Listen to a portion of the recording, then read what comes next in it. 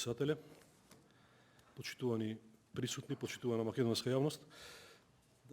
Како точка на дневен ред денес е предлог законот за изменување на законот за заштита на правата на пациентите и во делот на оцена на состојбите во областа што треба да се уреди со законот и причини за донесување на законот стои дека овој закон нели ги уредува заштитата на правата на пациентите, должностите на здравствените установи, здравствените работници, соработници, општините, фондот за здравствено осигурување, унапредувањето и заштитата на правата на пациентите и така натаму. Целта на промената на овој предлог е да се усогласи со новиот закон за прекршоци.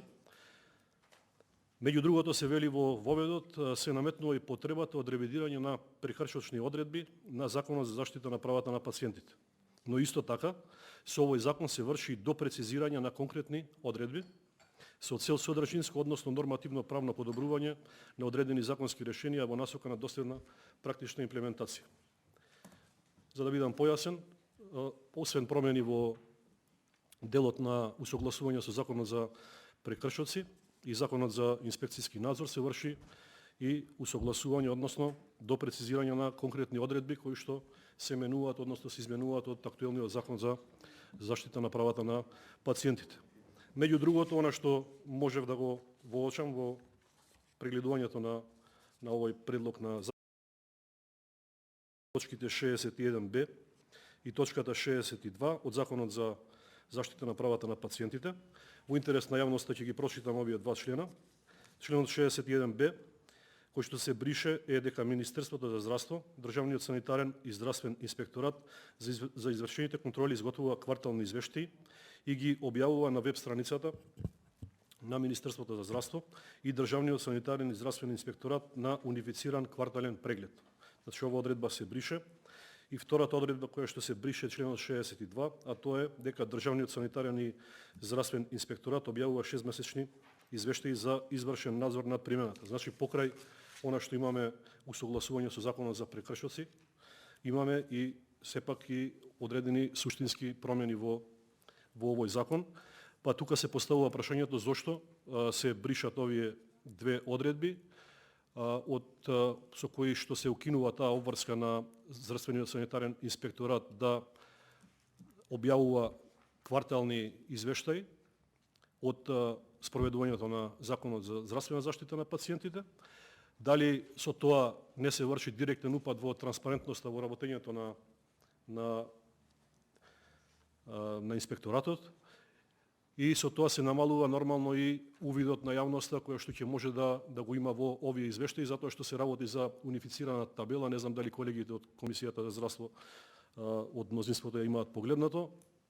Значи се работи за табела во која што има табеларен преглед на бројот на извршени контроли, на бројот на констатирани неправилности и на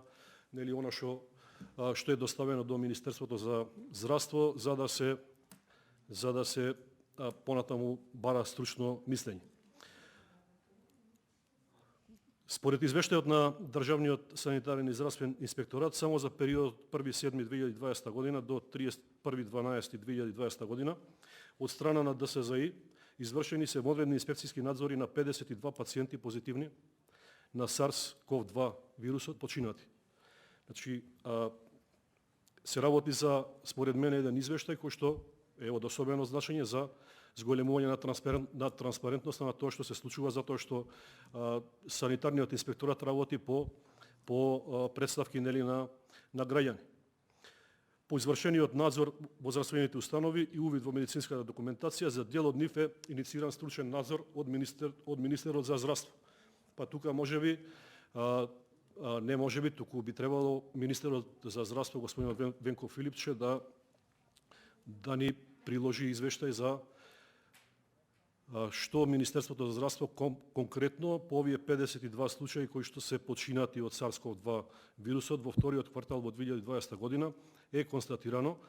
така што ние би имале нели и преглед, односно не ние, туку јавноста, затоа што сепак работиме за јавноста и сигурно овие заинтересирани страни, тоа се 52 семејства, 52 фамилии кои што изгубиле драги личности од нивниот живот, за кои што нели сепак очекуваат и извештај за нивните представки. Така да продолжува она негрижа, морам да кажам, избрзаност во поднесувањето на овие предлог законски решенија и секогаш кога се работи за усогласување на законот за прекршоци, тоа е некоја влезна карта за да се протнат уште некои други измени кои што нели бија избегнале критиката од јавноста и не би биле нели обзнанети да јавноста има увид во нив. Сметам дека и текако треба да останат нели овие извештаи и сметам дека во најмала рака треба да добијам објаснување на оваа комисија зошто се одлучило министерството, во случајов предлагачот министерот Венко Филипче, да дојде до бришење на овие две одредби од законот за здравствена заштита. Законот се извинувам за заштита на правата на пациентите.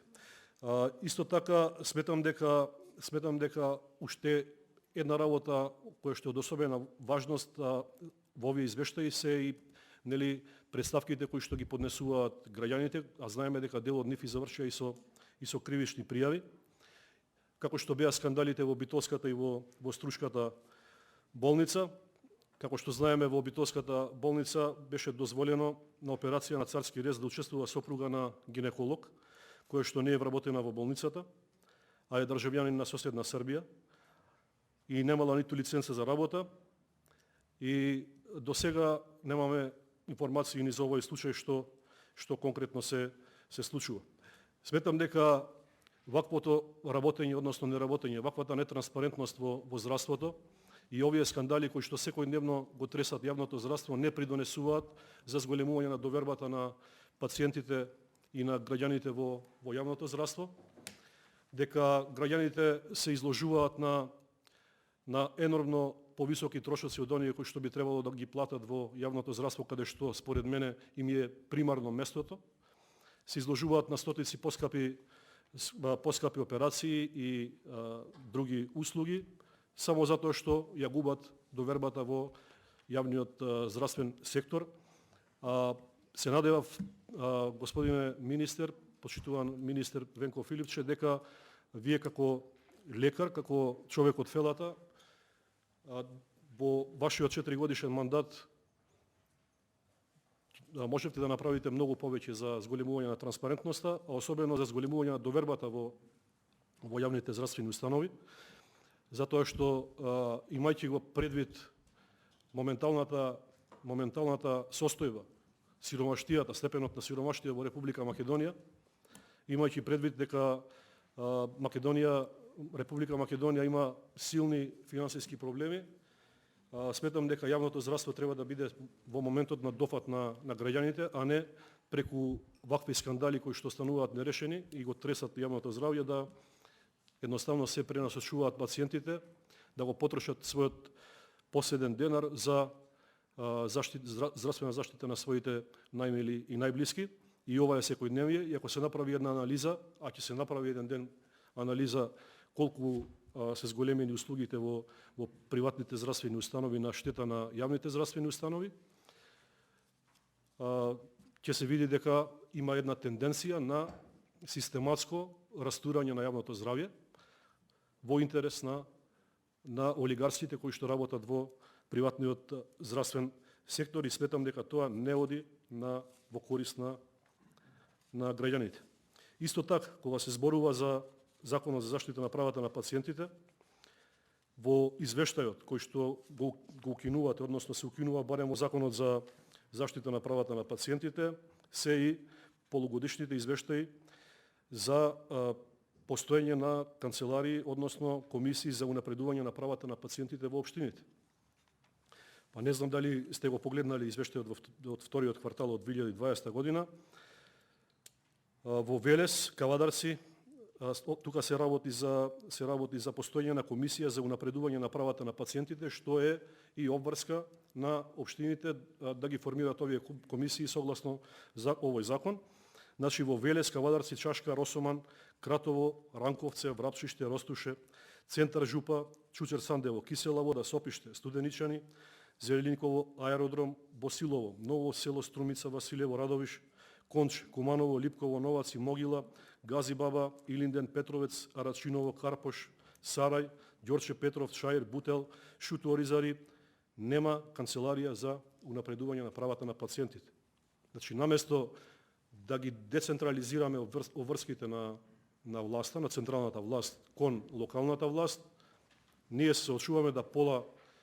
држава, пола општини во Република Македонија немаат комисии за унапредување на правата на пациентите. А комисиите за унапредување на правата на пациентите имаат и текако широки обврски права од областа на овој закон. Така да сметам дека е направен пропуст или доколку вие сметате подруго, еве би побарал и од вас доколку дали сакате да ни објасните што се случува со овие извештаи и зошто Државниот здравствени санитарен инспекторат нема да поднесува веќе квартални годишни извештаи кои што ќе можат да бидат на увид на јавноста. Благодарам. Благодарам. Дали некој друг ба разбор?